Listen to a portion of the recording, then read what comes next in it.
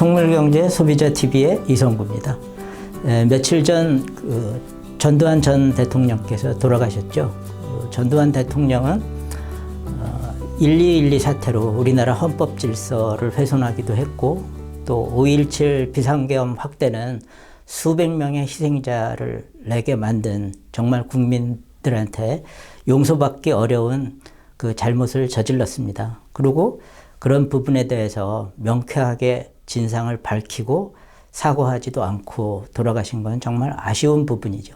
그러다 보니까 모든 것을 다 전두환 대통령은 잘못했다, 이렇게 비판하고 있는 것 같습니다. 그런데 저는 전두환 대통령 시기에 공무원을 시작했던, 특히 경제부처 공무원을 시작했던 사람으로서 제대로 평가받아야 될 부분이 있다고도 생각을 하기 때문에 바로 전두환 대통령의 경제정책을 중심으로 오늘 얘기를 나눠볼까 합니다.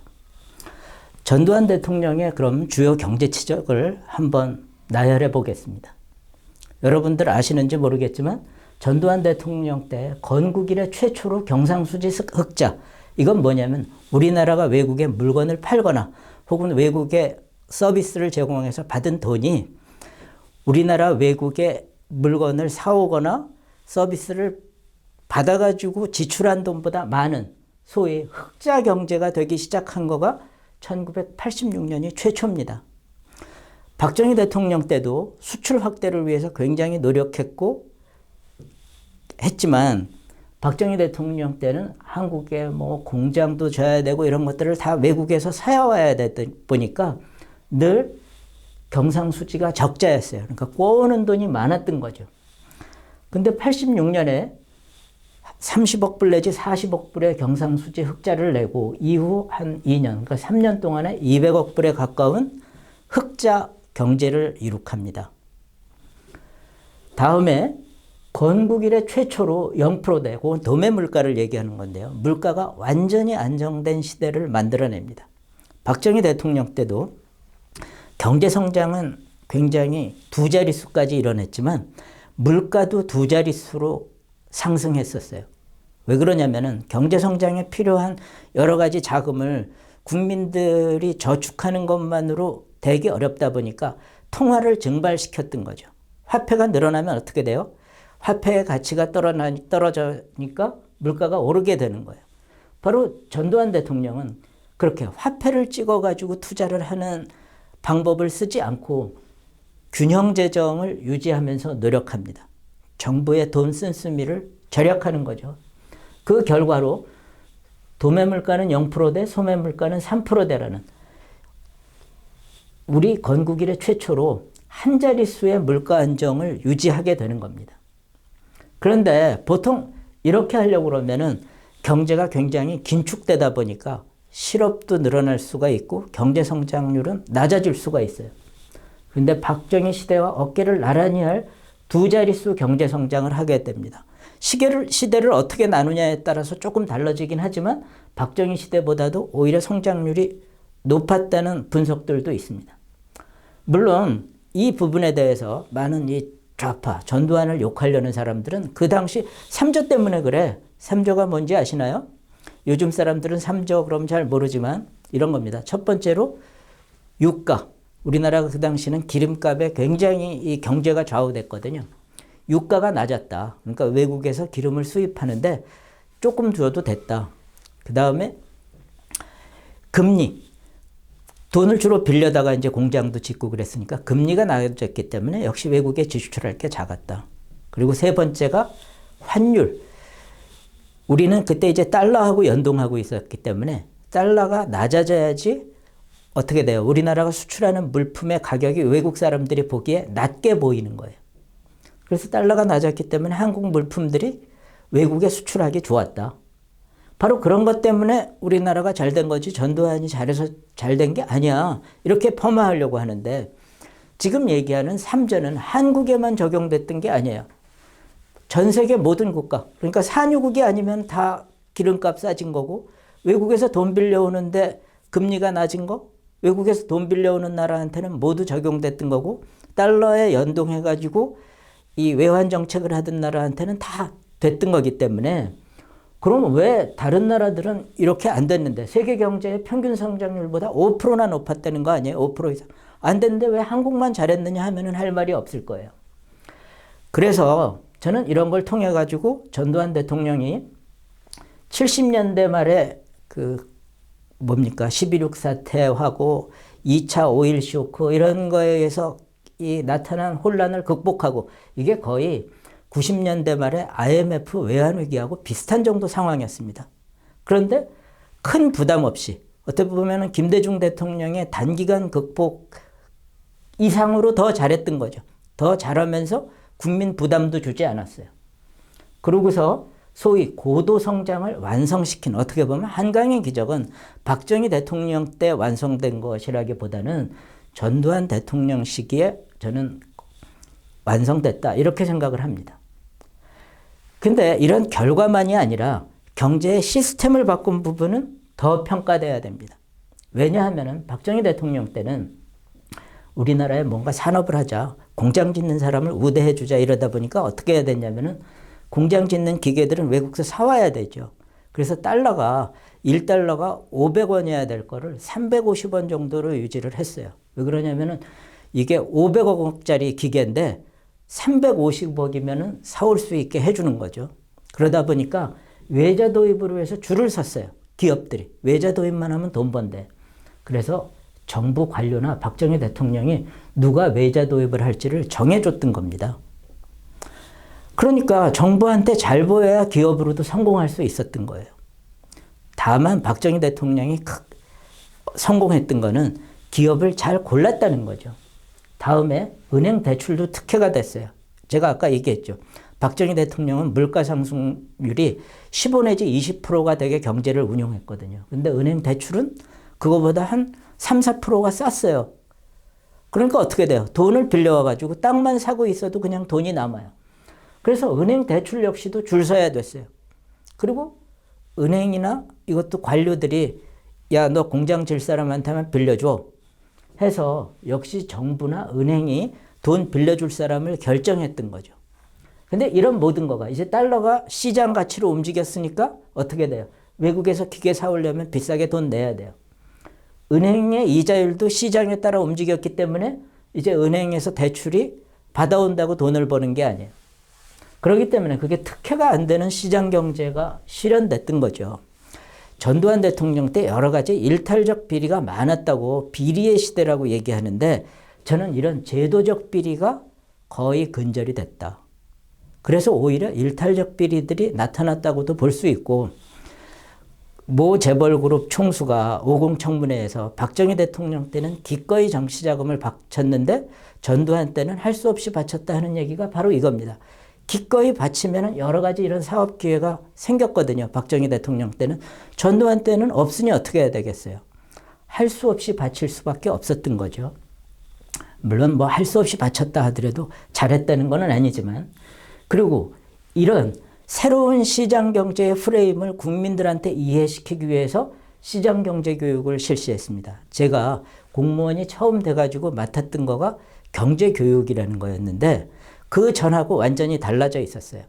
그러니까 70년대 경제 교육은 1000불 소득, 100억 불 수출, 뭐 우리나라가 잘 되고 있다 하는 거를 국민한테 주입하는 거였다면은 80년대 경제 교육은 시장이 한국 경제가 어떻게 움직이는지에 대한 이해를 높이는 교육이었거든요. 그리고 80년대 초에 공정거래랑 소비자 보호제도도 도입되면서 이 시장에 대한 감시 기능도 강화되게 됩니다. 결국 경제를 움직이는 시스템이 변화하고 선진적으로 됐다. 그걸 한 사람이 전두환 대통령이고 또 그 실제적인 브레인이 우리 여러분들이 다 알고 계신지 모르지만 김재익 수석이라는 아주 사심없는 분이셨습니다.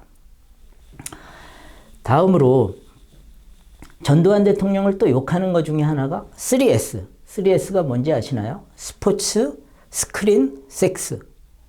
이거를 국민들한테 퍼뜨려가지고 뭐 독약처럼 퍼뜨려가지고 우민화를 시키고 정치에 관심을 갖지 않게 한 다음에 독재를 했다. 이렇게 비판을 하는데 저는 반대로 생각을 합니다. 칼라 TV만 보세요. 박정희 대통령은 근엄한 분이라 칼라 TV를 외국에 수출까지 하면서도 국내에서 칼라 TV 방송은 못하게 했어요. 소비가 늘어난다. 전두환 대통령 때 칼라 TV를 허용합니다. 그리고 통금 해제해가지고 놀고 즐길 수 있게 해줘요. 젊은이들이. 그리고 스크린에서도 좀 야한 영화도 볼 수 있게 됩니다. 전 좋다고 생각하는데 여러분은 어쩔지 모르겠어요.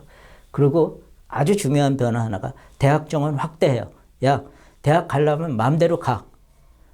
그 대신 졸업하긴 어려워. 라고 하고 만들었어요. 왜냐면 데모를 막으려고. 근데 실은 졸업까지도 많이 해버리는 바람에 실패는 합니다. 해외여행도 멋대로 돌아다녀. 왜 그러냐면은 수출이 이렇게 잘 되고 있으니까 그거 가지고 외국 나가서 놀기도 해. 이런 거죠. 자, 이랬더니 좋아진 점이 뭐였냐면은 소비가 늘어나면서 경제가 활성화되는 점이 있었어요. 그리고 또 하나는 올림픽까지 유치하면서 우리나라가 본격적으로 세계화하게 됩니다. 결과는 어땠어요? 좌파들이 얘기하는 것처럼 이것 때문에 국민들이 정치에 관심이 없어서 독재가 강화됐을까요? 반대입니다. 6.29 선언이 나옵니다. 그 전까지는 민주화 운동 그러면 소수 엘리트들의 운동이었어요. 4.19건 뭐건 간에. 근데 전두환 때보다 대학 정원이 늘어나고 이렇게 다양한 소비 문화가 형성되면서 민주화에 대한 열기나 에너지가 오히려 커졌던 겁니다. 그래서 독재자인 전두환 대통령조차도 막을 수가 없어서 6.29 선언, 넥타이 부대, 온 시민이 참여한 민주화가 일어나게 됩니다.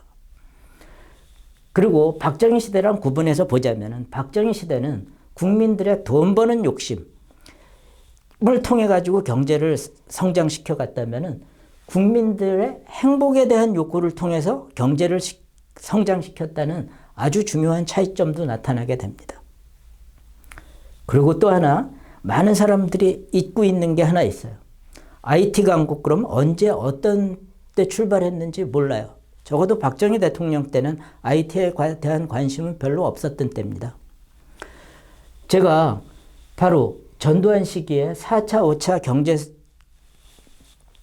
개발 계획, 그때는 경제사회 발전 계획 그랬는데요. 그분의 정보통신 부분을 맡았었습니다. 주택 부분, 정보통신 부분을 제가 직접 좀 참여해서 했었는데 바로 정보통신 부분에서 이런 얘기하면 여러분 좀 저런 게 있었어 하실지 몰라요. 1가구 1전화, 유선전화죠. 근데 60, 70년대에는 전화 하나 놓으려면 몇 달, 몇 년을 기다리면서 뒷구멍으로 돈을 줘야 했던 시대가 있었습니다.